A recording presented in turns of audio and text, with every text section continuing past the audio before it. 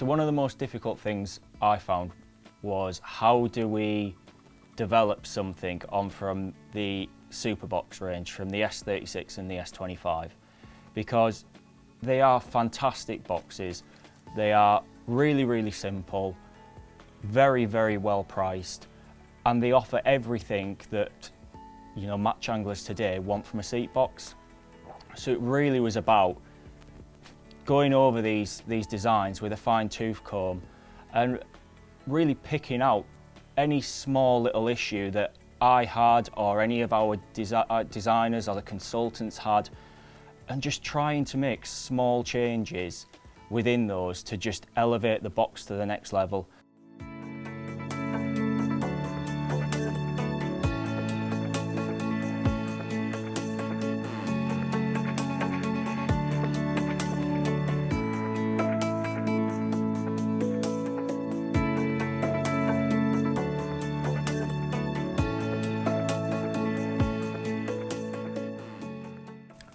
So if we're going to talk about the XR36 Pro, going back, it's probably worth starting way back when we had the Fox MSB box and the development of that. It started really all around the modular units that build the whole system, which are the clips. And I was heavily involved with the design of that. See, my voice goes funny. So yeah, heading back to 2006 when I was heavily involved with the design of the clips and the whole MSB system really, which is why it's all built around what it is now.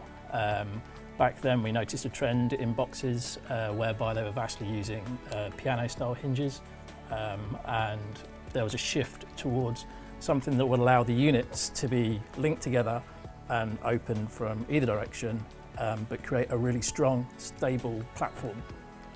So from there, the MSB under the Fox Max banner was produced. That was launched in 2008. And from there, we realised that we actually had a very reliable system. Moving forward, as the brand evolved into the Matrix brand, we realised that it was really worth keeping this system to create some continuity for our customers and build on our seat boxes from there. So in 2012, we launched our first Matrix Superbox using 25mm diameter legs and a sliding footplate system around a space frame type structure. And from there, we moved forward again, seeing a trend towards 36mm legs. And based on the durability and reliability of the Superbox, we moved up and created the S36. From then, there's been a few variations of the S36 box. The Superbox has turned into the S25 box, and they've also spawned the F&P editions, which are a slightly more lightweight version. Moving forward to the XR36 Pro, given all of the knowledge that we've taken from developing these boxes over the last 13 years, we realised the core strengths were still the clips and the modular units. So we moved those forward, based the system around that, and worked out where our strengths were and where we wanted to improve from there. And from that, this whole new project started, and is what you see before you now.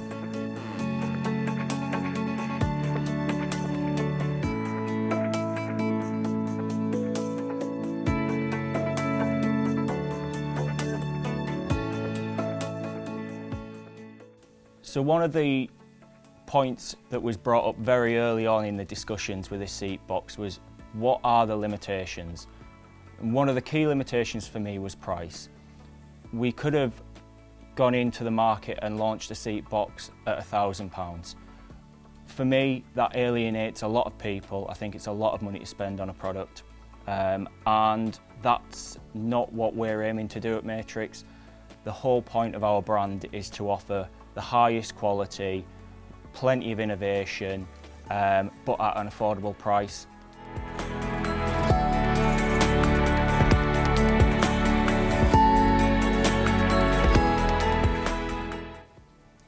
I mean, the XR36mm seat box, I mean, just a bit of brand history. Fox has always had a long history with seat boxes, right from back in the Fox match days through the birth of Matrix over the last few years.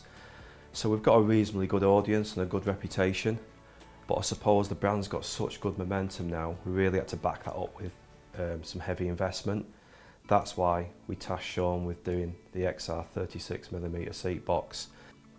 And it's backing up the demand of the brand manager, etc., like Sean and Craig, and people are out there doing it. We've got a whole host of very experienced sponsored anglers and consultants, but it's all right them coming up with the ideas, but that's where Fox has always been strong in terms of its CAD engineering department. So we've put them at full steam ahead with many, not just the XR36mm seat box. You'll see later this year we've got some fantastic new pole rollers, etc., coming to further back up the investment with Matrix.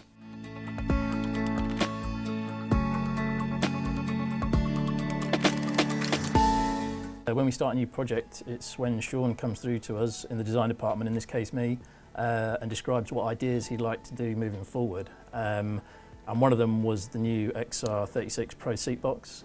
Sean had a very clear idea that he wanted a blade-like upright structure to the product. And really, apart from that, that was the main brief that he gave me. So from there, I created some sketches, moved forward, discussed some ideas with Sean, who threw more ideas back at me. And from there, we grew the project really. The whole thing starts to evolve. And it all really is around those units. Those units are the core to it, so it's got to fit those. And also we've got a footprint and a size from our previous products. We don't want to deviate that too much so that it's as compatible as it is with all of our accessory range. But we knew, for instance, we were going to be using 36mm legs. Sean wanted more articulation from the feet than we currently had on the S36. We also wanted to try and create a footplate, a footprint that was big enough to be usable, but also if we could reduce the size when it was stored away, which helps people put it in their vans, their cars, and also store it away at home. We've been looking at some new technology for the fishing industry anyway, which is hydroforming aluminium tubes. And we really wanted to see if we could exploit that with this product to get both the strength and a new aesthetic, which we haven't really seen before. And that also allowed us to create this blade-like structure to the front of the seat box. As I've mentioned previously, we've built all of our boxes around the modular unit systems and the clips, so we weren't going to change anything there. They've proved a very reliable and useful part, and it also means our customers continue to buy some of our newer products and still find that they're fully compatible with stuff that they've already got in their sheds, garages, and around the place. Designing the seat box is a really long process, and it does take a lot of teamwork. From the start, we tried to involve as many people in the process as we could, from our consultants, Craig, myself and the design team. And the initial phase is just trying to work out what we wanted to achieve. And then this then moves on relatively quickly actually to the design stage of when the actual design guys start knocking up some ideas. You know, and this period can take 3 or 4 months where we are toing and throwing between concepts, visually and prototypes. As you can see, there's our RP machine in the background, and as you'll notice on this sample here, we do have a lot of rapid prototype parts on it. This is one of the key things throughout this project, was testing constantly new ideas, new designs, new parts, and having the infrastructure that we have at Fox really does allow us to go into so much depth when we're developing our products. You know, every single part of this box has been designed bespoke by Fox. There's nothing off the shelf. We own every single part from every extrusion. Everything is being tooled. And I think that's one of the key things that was really exciting about this project, not just from a brand manager's point of view, but also from a design point of view, that we entered this project with a blank piece of paper and we're like, right, how do we achieve everything that we want to achieve from this project and for this seat box? So one of the key areas that took a lot of testing and prototyping was the new footplate and footplate mechanism. On this particular sample here, we have a prototype that we actually created in-house. It's a fully working prototype, and with numerous times we've had this on the bank with myself, Craig, the consultants, you know, massively over-engineered the part to ensure that any dirt or any problems that we might incur on day-to-day fishing have been tested throughout this whole process over the last 18 months of developing this product. It's so important to test the products when you're developing them, because there's so many different areas that you think you've resolved issues, and this project, you know, has been no different. You know, we've had our heads against the wall so many times wondering why something's happening and, you know, how can we improve it. But if we hadn't have done all of these prototypes and we hadn't gone out and tested the product, you know, and spent the time that we did on the bank, and the hours scratching our heads working out how we could achieve some of the parts that we wanted to achieve and the function that we wanted to achieve, I genuinely believe we wouldn't have the product that we're about to launch. So a couple of the key features that I particularly like the design of this box. One is the hydroformed part of the frame. This is something that I felt really passionate about when I came into this project, wanting to bring new manufacturing processes, new manufacturing techniques.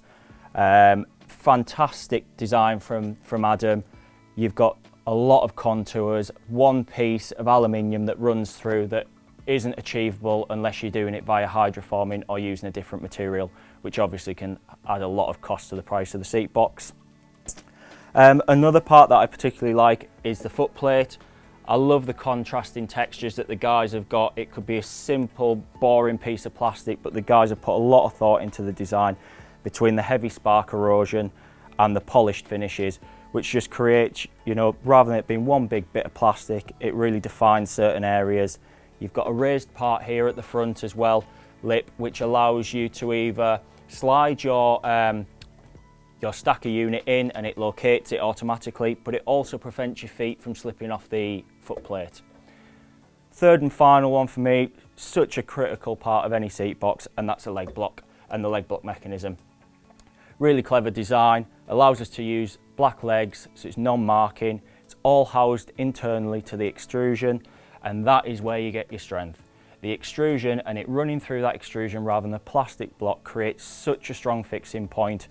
You know, we've used it on the S36 and the S25 and we've never had any issues. It was one of the key areas where we were super confident that we wanted to keep that similar sort of design, but just make it so it didn't mark the legs when we switched this box to black anodized legs. But what do I think of the XR36mm seat box? Bloody expensive investment. Joking. No, the design itself is fantastic. You know, Adam Taylor, head of design, was tasked with this project over 18 months ago, and he spent pretty much every single day on it, fine-tuning mouldings, making sure everything works, everything's interchangeable, what we've done previously, and obviously everything's interchangeable with future-proofing more products to add on to the system in future. In terms of the design, I like the two colourways. I like the hydroformed aluminium. It's bike frame technology, which is probably the first time it's been seen in the fishing industry. It's at an achievable price point. There's more expensive top-end seat boxes out there using carbon and stuff, but we've stayed safe. Not saying that won't be not possible in the future, but at this stage, I think the XR36 is exactly where Matrix needs to be.